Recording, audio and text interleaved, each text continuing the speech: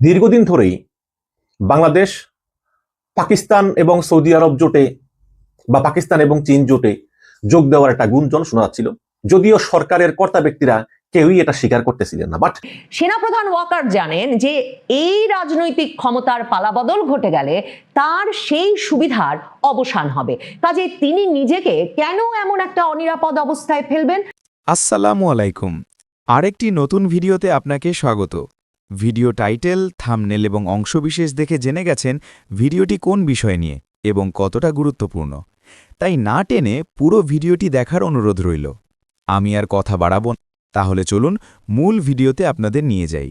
সেনাপ্রধান ওয়াকারুজ্জামান যাদেরকে 2024-এর 5ই আগস্টে মূলধারার রাজনীতিতে নিয়ে এসেছেন, তারা যদি নেতৃত্বে না থাকতে পারেন, তাহলে যেসব দর কষাকষির মাধ্যমে সেনাপ্রধান ওয়াকারুজ্জামান জেনারেলদের একাংশকে সেফ এক্সিট দিয়েছেন গত কমাসে, এবং যাদের একটা অংশ আবার শুধুমাত্র ভারতে আটকা পড়েছেন তাই নয়, ভারত থেকে এরই মধ্যে তাদের নিজ নিজ পছন্দের দেশে চলে গেছেন, এমন খবরও পাওয়া যাচ্ছে। সেনাপ্রধান ওয়াকার জানেন যে এই রাজনৈতিক ক্ষমতার পালাবদল ঘটে গেলে তার সেই সুবিধার অবসান হবে। কাজে তিনি নিজেকে কেন এমন একটা অনিরাপদ অবস্থায় ফেলবেন? বাংলাদেশে 12ই ফেব্রুয়ারি কি সত্যিই একটা নির্বাচন অনুষ্ঠিত হতে যাচ্ছে? এ প্রসঙ্গে অত্যন্ত গুরুত্বপূর্ণ হচ্ছে সেনাবাহিনী নির্বাচনটি চাইছে কিনা সে বিষয়টি। বাংলাদেশের সেনাবাহিনী মানে সেনাপ্রধান ওয়াকারুজ্জামান 2025-এ কয়েক দফায়, ফেব্রুয়ারিতে একবার, মে মাসে একবার, এমনকি নভেম্বরের দিকেও আরেকবার, যে তাদের বাহিনী একরকমের মরিয়া হয়ে আছে ব্যারাকে ফিরে যাবার জন্য, সে বিষয়ে নানা সময় বক্তব্য দিলেও মনে রাখতে হবে সেনাবাহিনী, সেনাপ্রধান ওয়াকারুজ্জামান বরাবর এই সেনাবাহিনীকে ফিরিয়ে নিয়ে যেতে হবে, আপনারা আপনাদের আইন শৃঙ্খলা রক্ষা করুন, দেখুন পারুন কিনা, এ ধরনের যে একটা মানে দর কষাকষিতে যেতে চাইছিলেন, তার বিপরীতে বরাবর ছিল সেনাবাহিনীর ভেতরে বাইরে সেনা কর্মকর্তাদের বিষয়ে যে ধরনের তদন্ত, সেনাবাহিনীর একেবারে জেনারেল পর্যায় থেকে শুরু করে উচ্চপদস্থ কর্মকর্তাদের বিরুদ্ধে একের পর এক সামরিক আদালত, বেসামরিক আদালতের তদন্ত, বেসামরিক আদালতে গিয়ে শেষ পর্যন্ত হাজিরা দেওয়ার ব্যবস্থা, গ্রেফতারি পরোয়ানা হওয়া, এবং জেনারেলদের কে কে যে সীমান্ত পেরিয়ে ভারত যে উপস্থিত হতে পারবেন সপরিবারে সস্ত্রী, আর কাকে কাকে যে জেলে যেতে হবে, এসব নিয়ে জেরবার সেনাবাহিনী সত্যিকার অর্থেই এই রাজনৈতিক ক্ষমতার কেন্দ্র ছেড়ে যেতে চাইছে কিনা, কিংবা নির্বাচনের পর একটা নতুন ক্ষমতা কেন্দ্র তৈরি হলে, মানে এখন যাদের সাথে তাদের দর কষাকষি, তাদের পরিবর্তে অন্য কোনো দল ক্ষমতায় এলে যে নতুন একটা পরিস্থিতি তৈরি হবে, সেটা সেনাবাহিনী সামাল দিতে পারবে কিনা। ওয়াকারুজ্জামান থেকে শুরু করে এখন নিজেদেরকে মোটামুটি নিরাপদ রেখেছেন, নিরাপদ বলে ভাবছেন যে জেনারেলেরা, তারা আর নিরাপদ থাকবেন কিনা, এই হিসাব নিকাশগুলো সেনাবাহিনী অত্যন্ত গুরুত্বের সঙ্গে করছে। সেনাবাহিনী ভাবছে, সেনাবাহিনীর নেতৃত্ব যে গুরুত্বের সঙ্গে পাকিস্তান সেনাবাহিনীর মডেলের কথা বিবেচনা করছে, এমনকি একেবারে সর্বসাম্প্রতিক বিমান বাহিনী প্রধানের পাকিস্তান সফরে গিয়ে এই শেষ মুহূর্তে পাকিস্তান থেকে যুদ্ধ বিমান বহর কেনবার যে সিদ্ধান্ত, সেটা আবারও নির্দেশ করে সেদিকে যে বাংলাদেশ সেনাবাহিনী পাকিস্তান সেনাবাহিনীর মতো এমন একটা এস্টাবলিশমেন্ট হয়ে উঠতে চাইছে, যারাই কিনা বাংলাদেশের রাজনীতিটাকে পূর্ণাঙ্গভাবে নিয়ন্ত্রণ করবে। এবং রাজনীতিতে যত বেশি অস্থিতিশীলতা, সেনাবাহিনীর ভূমিকা তত বেশি। বাংলাদেশের ইতিহাসও বিবেচনা করে দেখুন, প্রতিবার হয় সেনাবাহিনী অস্থিতিশীলতা তৈরি করছে, না হলে সেনাবাহিনী একটা মুখ্য ভূমিকা পালন করছে একটা অস্থিতিশীল পরিস্থিতি তৈরি করতে, এবং তারপর ত্রাতার ভূমিকায় আসছে। এবং এর আগে বাংলাদেশে সেনাবাহিনী একরকমের মানে প্রকাশ্য ভূমিকা থেকে সরে গেছে বটে, কিন্তু এ দফায় সম্ভবত পাকিস্তান সেনাবাহিনীর সাথে ব্যাপক ঘনিষ্ঠতায় এই মডেলটা সেনাবাহিনীর সেনা নেতৃত্বের মধ্যে খুব কার্যকর একটা মডেল বলে বিবেচিত হচ্ছে, যে তারাই সামনে একটা দীর্ঘ সময় ধরে থাকবে কিনা, এবং তারাই বাংলাদেশের রাজনীতির মূল সিদ্ধান্ত গ্রহণকারী পক্ষ হয়ে উঠবে কিনা। দেখেন, বিএনপি যদি ক্ষমতায় আসে, এই হিসাবটা কিন্তু কোনোভাবেই যে সেনাপ্রধান ওয়াকারুজ্জামান করছিলেন না, যে তারেক রহমানের নেতৃত্বাধীন একটা মানে নতুন করে চাঙা হওয়া দল বিএনপির ক্ষমতায় আসার সম্ভাবনা যে তারা বিবেচনা করছিলেন না, তার প্রমাণ ডিসেম্বরের মাঝামাঝি পর্যন্ত কিন্তু তারেক রহমানের আসবার ব্যাপারে কোনো গ্রিন সিগন্যাল সেনাবাহিনীর পক্ষ থেকে দেওয়া হয় নাই।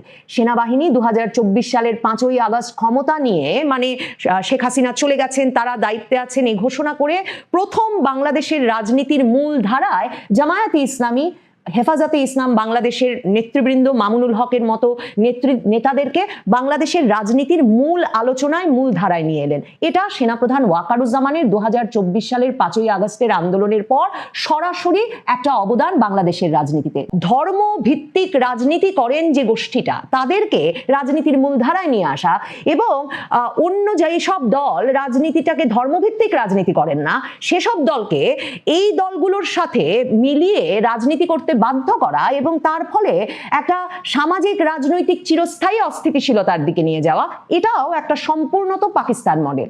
90-এর গণ আন্দোলনের পর যেই গণ আন্দোলনে বিপুল জনশক্তিতে এবং সমর্থনে জামায়াতে ইসলামী রাস্তায় ছিল, সেই আন্দোলনের পরে যে 3 জোটের রূপরেখা কিংবা মূল যে আলোচনা গণতন্ত্রের ফিরবার, সেখানে কিন্তু জামায়াতে ইসলামীকে বিএনপি, আওয়ামী লীগ এবং তখন শক্তিশালী বাম দলগুলো অন্তর্ভুক্ত করে নাই। তখন আলোচনা হয়েছে আওয়ামী লীগ নেতৃত্বাধীন 8 দল, বেগম খালেদা জিয়া মানে বিএনপির নেতৃত্বাধীন 7 দল, আর বাম দলগুলোর জোট 5 দলের মধ্যে, এবং সেই 3 জোটই আসলে পুরো রূপরেখাটা প্রণয়ন করেছে।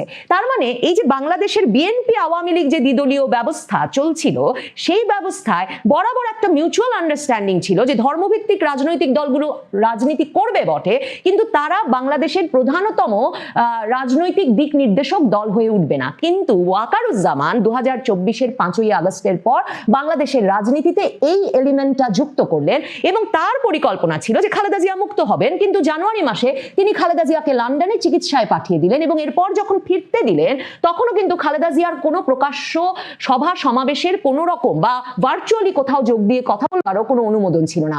তারেক রহমানকে দেশে ফিরতে দেওয়া ওয়াকারুজ্জামানের পুরো পরিকল্পনার মধ্যে ছিল না, কারণ ওয়াকারুজ্জামান চাইছিলেন, বা সেনা প্রধানের ওপর অ্যাসাইনমেন্টটা ছিল যে মানে এক রকমের নেতৃত্ব শূন্য, কিছুটা দিগ্ভ্রান্ত বিএনপি এবং জামায়াতে ইসলামী সহ ছাত্রদের যে দল, সেসবের মধ্যে একটা নির্বাচন অনুষ্ঠিত হয়ে যাবে, এবং তারপর সেনাবাহিনী দেখবে, পর্যবেক্ষণ করবে যে তারা কতটা স্থিতিশীলতা আনতে পারে, না হলে সেনাবাহিনী আবার একটা কোনো মডেল সাজাবে ঠিক পাকিস্তান ফর্মুলায়। দেখেন 2024-এর 5ই আগস্টের পর যে সরকার, সে সরকারে যে ছাত্ররা জায়গা পাবেন, সে সরকারের প্রধান পদগুলো যে নিরপেক্ষ লোক না খুঁজে, মানে আগে যেমন খোঁজা হয়েছে অন্তর্বর্তীকালীন সরকারে বা তত্ত্বাবধায়ক সরকারের মডেলের ক্ষেত্রে, সেসব না খুঁজে এবার অন্তর্বর্তীকালীন সরকার যে বিএনপির সাজেশন, সাথে জামায়াতে ইসলামীর সাজেশন এবং ছাত্র প্রতিনিধিদের অংশগ্রহণের মাধ্যমে হবে। এই মডেল কার?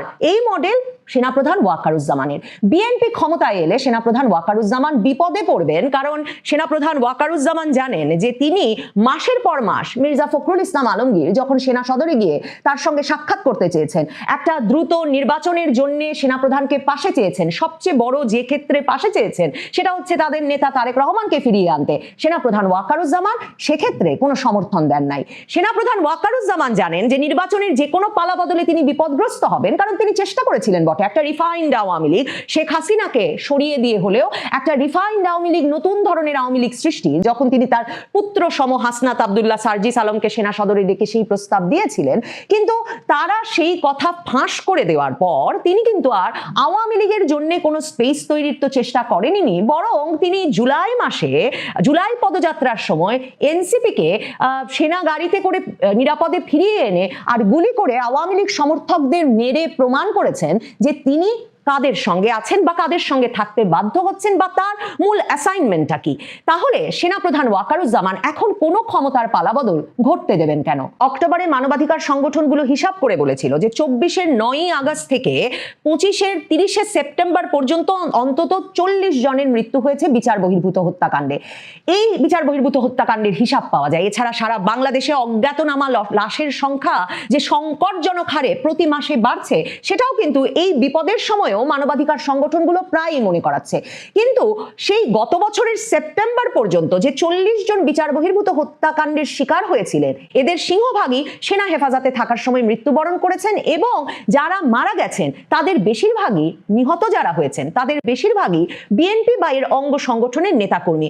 সেই 2025 সালের জানুয়ারি মাসে আপনাদেরকে বলেছিলাম যে যৌথ বাহিনী বিএনপির ওপরেই তাদের অভিযান চালাচ্ছে, তার প্রমাণ হিসেবে চট্টগ্রামে যুবদল নেতা তৌহিদুর রহমান, যিনি বাবার কুলখানিতে চট্টগ্রামে বাড়িতে গিয়েছিলেন, তাকে তুলে নিয়ে গিয়ে যে মৃত অবস্থায় পুলিশের হাতে তুলে দিল সেনাবাহিনী, সেই খবর প্রকাশের পর যেমন বিএনপি কোনো শক্ত অবস্থান নিয়ে সেনাবাহিনীকে সাবধান করতে পারেনি তাদের নেতাকর্মীদের উপর অত্যাচার বন্ধ করতে, এমনকি এই বছর এই যে 12ই জানুয়ারি তারিখেও চুয়াডাঙ্গায় পৌর বিএনপির, জীবননগর পৌর বিএনপির সাধারণ সম্পাদক শামসুজ্জামান ডাবলুকে ঠিক সেই একইভাবে তুলে নিয়ে গেছে সেনাবাহিনী এবং তারপর মৃত অবস্থায় পুলিশের হাতে তুলে দিয়েছে, বা পুলিশ যখন হাসপাতালে নিয়ে গিয়েছে ততক্ষণে তাকে মৃত বলে ঘোষণা করেছে হাসপাতাল।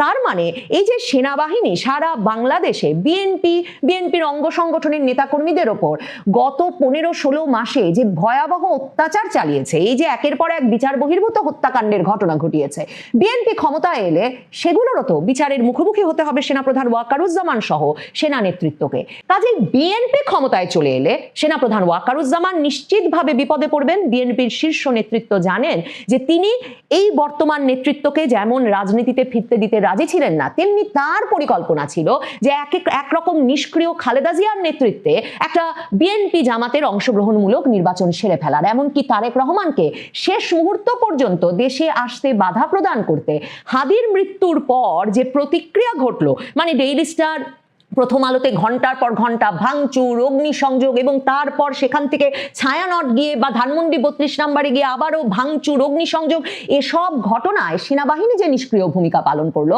তাতেও বুঝতে বাকি থাকে না সেনাবাহিনী আসলে দেশটাকে কাদের দখলে দিয়ে দিতে চাইছে। সেনাপ্রধান ওয়াকারুজ্জামান যাদেরকে 2024-এর 5ই আগস্টে মূলধারার রাজনীতিতে নিয়ে এসেছেন, তারা যদি নেতৃত্বে না থাকতে পারেন তাহলে যেসব দর কষাকষির মাধ্যমে সেনাপ্রধান ওয়াকারুজ্জামান জেনারেলদের একাংশকে সেফ এক্সিট দিয়েছেন গত কমাসে, এবং যাদের একটা অংশ আবার শুধুমাত্র ভারতে আটকা পড়েছেন তাই নয়, ভারত থেকে এরই মধ্যে তাদের নিজ নিজ পছন্দের দেশে চলে গেছেন, এমন খবরও পাওয়া যাচ্ছে।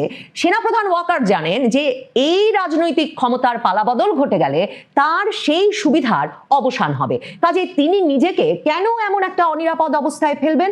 বাংলাদেশ সেনাবাহিনী সব দিক থেকেই এখন পাকিস্তান সেনাবাহিনীর মডেল অনুসরণ করতে চাইছে এবং সেদিক থেকেও একটা কট্টর ভারত বিরোধিতার রাজনীতি বাংলাদেশে সেনাবাহিনীকে শুধুমাত্র যে সামরিক শক্তির কারণে গুরুত্বপূর্ণ করে তোলে তাই নয়, এর ফলে সামরিক খাতে যে ধরনের বাজেট বরাদ্দ বৃদ্ধি পায়, অস্ত্র শস্ত্র যুদ্ধাস্ত্র সরঞ্জামাদি কেনার ক্ষেত্রে যে ধরনের উদ্যোগে মানে দেশকে রাষ্ট্রকে সামিল করা যায়, সেটা সরাসরি সেনাবাহিনীকে এবং সেনা নেতৃত্বকে আর্থিকভাবে লাভবান করে। মানে সেদিক থেকেও বাংলাদেশে একটা কট্টর ভারত বিরোধিতার রাজনীতি এবং ভারতকে একটা শত্রু রাষ্ট্র গণ্য করে আগামী রাজনীতিতে বাংলাদেশের অগ্রসর হওয়া সেনাবাহিনীকে তার গুরুত্বের স্থানে অধিষ্ঠিত রাখে। সেনাবাহিনী সেদিক থেকেও ওই রাজনীতিকেই তাদের জন্য লাভজনক বলে মনে করছে। সেই পক্ষটি ক্ষমতায় না এলে সেনাবাহিনীর জন্য যে বিপদ সৃষ্টি হতে যাচ্ছে, তাতে তারা কেন নির্বাচন চাইবেন সে প্রশ্ন তোলাও জরুরি। সেনাবাহিনী নির্বাচন কমিশনে গিয়ে বারবার বলছে যে মোতায়েন করা সেনা সদস্যরা যাতে প্রিজাইডিং অফিসারের অনুমতি ছাড়াই নিজ উদ্যোগে ভোট কেন্দ্রে ঢুকতে পারেন নিজ সিদ্ধান্তে, সেই অনুমতি নির্বাচন কমিশনকে দিতে হবে। এই যে ভোট কেন্দ্রে প্রয়োজন অনুযায়ী সেনাবাহিনীর ঢুকে পড়ার অনুমোদন চাইছে সেনা নেতৃত্ব, সেটাও অত্যন্ত একটা তাৎপর্যপূর্ণ দাবি। দীর্ঘদিন ধরেই বাংলাদেশ পাকিস্তান এবং সৌদি আরব জোটে বা পাকিস্তান এবং চীন জোটে যোগ দেওয়ার একটা গুঞ্জন শোনা যাচ্ছিল, যদিও সরকারের কর্তা ব্যক্তিরা কেউই এটা স্বীকার করতেছিলেন না। বাট সাম্প্রতিক সময় পাকিস্তানের সঙ্গে যে সম্পর্ক, পাকিস্তানের সঙ্গে ভাবের আদান প্রদান, উচ্চ লেভেলের কর্মকর্তাদের আসা যাওয়া, বিভিন্ন প্রতিরক্ষা চুক্তি, এগুলো অবশ্যই ভারতের উদ্বেগের কারণ এবং আমাদেরও চিন্তা যে আসলে কি হতে যাচ্ছে। স্বীকার করতেছে না, আবার সম্পর্ক হচ্ছে, ধরি মাছ নাফসি পানি। আবার রিসেন্টলি যে পাকিস্তানের থেকে JF-17 বিমান কেনার কথাবার্তা হচ্ছে, পাকিস্তান থেকে অনেকে বিমান কিনতেছে, বাট আমি অনেকের সঙ্গে আলাপ করছি, তারা বলতেছে যে ভাই চীন থেকেই তো ভালো বিমান পাই, চীনের JC-10 খুব ভালো বিমান, পাকিস্তান থেকে কিনা দরকারটা কি, কিনলে ভালো থেকে কিনবো। যাক, সেটা অন্য আলোচনা। এখন এই ভারতের সঙ্গে বাংলাদেশ যেই মানে সম্পর্কে টানাপোনা চলতেছে ক্রিকেট নিয়ে বা অন্যান্য বিষয় নিয়ে, হিন্দু নির্যাতন এসব নিয়ে, তো এর ভিতরে কিন্তু পাকিস্তান এবং চীন তার একটা মিটিং করেছে যেভাবেই হোক বাংলাদেশকে সেভ করতে হবে। আবার গতকালকের খবর যে পাকিস্তান এবং সৌদি আরব যে জোটটা করেছে, যে প্রতিরক্ষা জোট, একজন আক্রান্ত হলে আরেকজন এগিয়ে আসবে, এটার সঙ্গে তুরস্ক যোগ দিতে চায়। জানেন যে তুরস্ক হচ্ছে শক্তিশালী একটা রাষ্ট্র যারা অস্ত্র রপ্তানি করে এবং তারা বাংলাদেশেও অস্ত্র কারখানা করবে, চুক্তি হয়ে গেছে, এবং তারা একমাত্র এশীয় দেশ যারা ন্যাটোর সদস্য। যদিও সাম্প্রতিক সময়ে আমেরিকার সঙ্গে একটু টানাপোড়ান চলতেছে, বাট তুরস্কের একটা ভালো প্রভাব আছে বহির্বিশ্বে।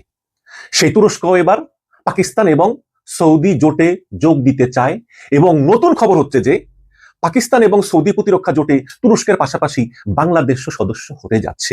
এটা আমার কথা না, এটা টাইমস অফ পাকিস্তান লিখেছে এবং সেখান থেকে অনুবাদ করেছে বাংলা পত্রিকা মানব জমিন। আমি একটু পড়ে শোনাই। লিখেছে, পাকিস্তান তুরস্ক সৌদি প্রতিরক্ষা জোটে যোগ দিতে পারে বাংলাদেশ। টাইমস অফ পাকিস্তানের রিপোর্ট। জাতীয় নির্বাচনের পর বাংলাদেশ উদীয়মান পাকিস্তান তুরস্ক সৌদি আরব প্রতিরক্ষা জোটে যুক্ত হতে পারে, এমন জল্পনা ক্রমশই জোরালো হচ্ছে নির্বাচনের পরে।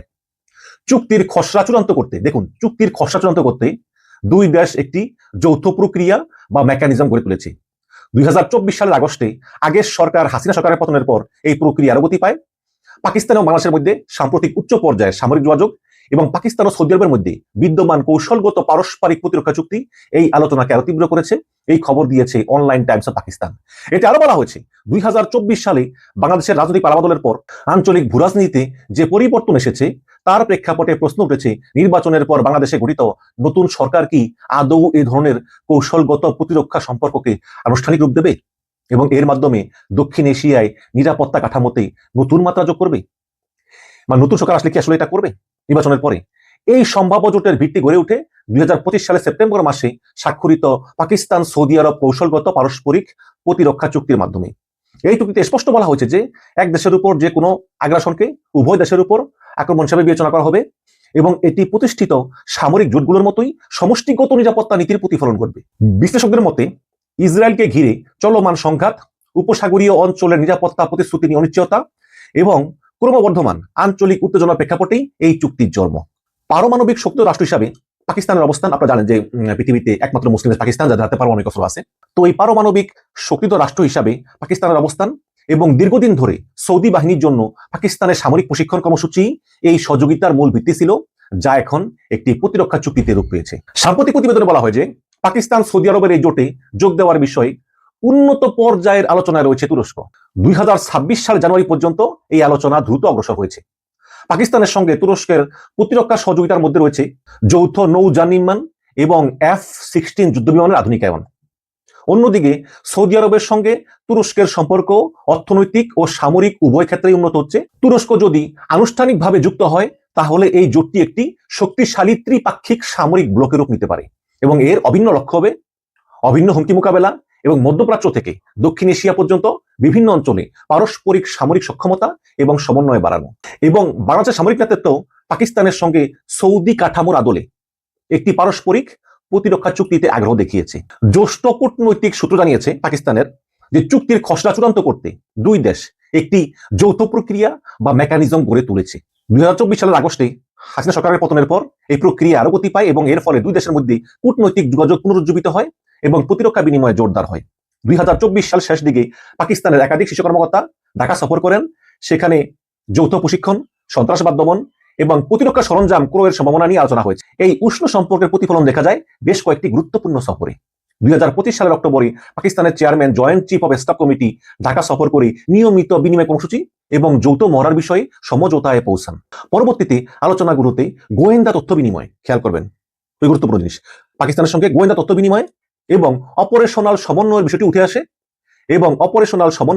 উঠে আসে 2026 সালের জানুয়ারিতে বাংলাদেশ বিমান বাহিনীর প্রধানের পাকিস্তান সফরে চীনের সঙ্গে যৌথভাবে তৈরি F-17 ঠান্ডা যুদ্ধবিমান সম্ভাবনা নিয়ে আলোচনা হয়, যা প্রতিরক্ষা সহযোগিতাকে বাস্তবে রূপ দেওয়ার ইঙ্গিতে স্পষ্ট। এই পদক্ষেপগুলো বাংলাদেশের অন্তর্বর্তীকালীন সরকারের অধীনে কৌশলগত বৈচিত্র্য আনার নীতির প্রতিফলন, যেখানে দেশটি ঐতিহ্যগত নির্ভরতার বাইরে গিয়ে, মানে আগে যে ভারতের প্রতি ছিল এটার বাইরে গিয়ে নতুন অংশীদার খুঁজছে। এখন প্রশ্ন হচ্ছে যে আসলে নির্বাচনের পরে বিএনপি বা জামাত যে ক্ষমতা তারা আসলে চুক্তি মানবে কিনা, এই চুক্তির আনুষ্ঠানিক রূপ পাবে কিনা তা নির্ভর করছে 2026 সালের ফেব্রুয়ারির নির্বাচনের উপর। নির্বাচনের মাধ্যমে গঠিত নতুন সরকারই এই খসড়া চুক্তি পর্যালোচনা এবং অনুমোদনের চূড়ান্ত সিদ্ধান্ত নিবে। যদিও খসড়া নিয়ে অগ্রগতি স্থিরভাবে এখন এগুচ্ছে, তবে সূত্রগুলো বলতেছে যে নতুন সরকার যদি আইসা এটা বাদ দিয়ে দেন তাহলে কি করা যাবে। এখন নতুন সরকারের কি মনোভাব এটাই আসলে চূড়ান্ত ফল নির্ধারণ করবে। বাংলাদেশের ফোর্সেস গোল 2030 আধুনিকায়ন কর্মসূচির সঙ্গে পাকিস্তানের মতো অংশীদারদের কাছ থেকে প্রশিক্ষণ এবং সামঞ্জস্যপূর্ণ সরঞ্জাম, মানে সামরিক সরঞ্জাম গ্রহণের লক্ষ্য ভালোভাবে মিলে যায়। এর আওতায় পাকিস্তানের সঙ্গে যৌথ মহড়া ও প্রযুক্তি হস্তান্তরের সুযোগও তৈরি হতে পারে।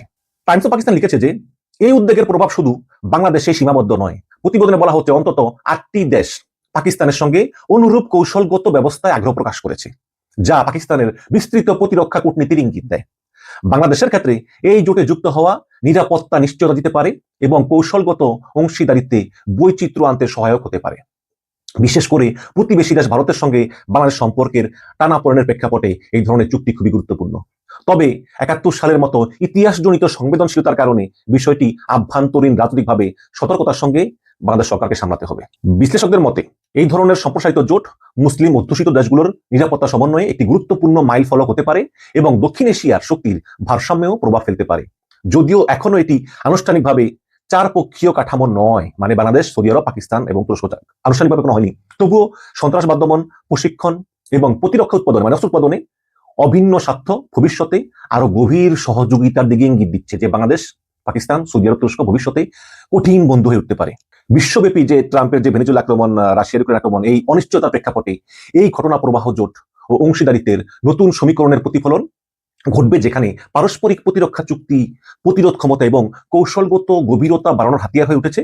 এবং বাংলাদেশে নির্বাচন যতই ঘনিয়ে আসছে ততই নজর রাখা হচ্ছে যে বাংলাদেশে নতুন সরকার কে আসে এবং কোন পথে সে তার পররাষ্ট্রনীতি এবং নিরাপত্তা নীতি নির্ধারণ করে। এর উপরে নির্ভর করবে বাংলাদেশ, পাকিস্তান, সৌদি আরব, তুরস্ক জোটে যাবে কিনা। এবং দর্শক মতামত চাই, আপনারা কি মনে করেন যে কোন সরকার আসলে আসলে জোটে যোগ দিবে, বিএনপি নাকি জামাত? মন্তব্য সম্পূর্ণ ভিডিওটি দেখার জন্য আপনাকে অসংখ্য ধন্যবাদ। ভিডিওটি ভালো লাগলে একটি লাইক দিয়ে আপনার বন্ধুদের সাথে শেয়ার করতে পারেন। সেই সাথে আপনার গুরুত্বপূর্ণ মতামত জানিয়ে দিতে পারেন আমাদের কমেন্ট বক্সে। আর এরকম নতুন নতুন ভিডিও দেখার জন্য ইউটিউব চ্যানেলটি সাবস্ক্রাইব এবং ফেসবুক পেজটি ফলো দিয়ে রাখুন। ভালো থাকবেন। আল্লাহ হাফেজ।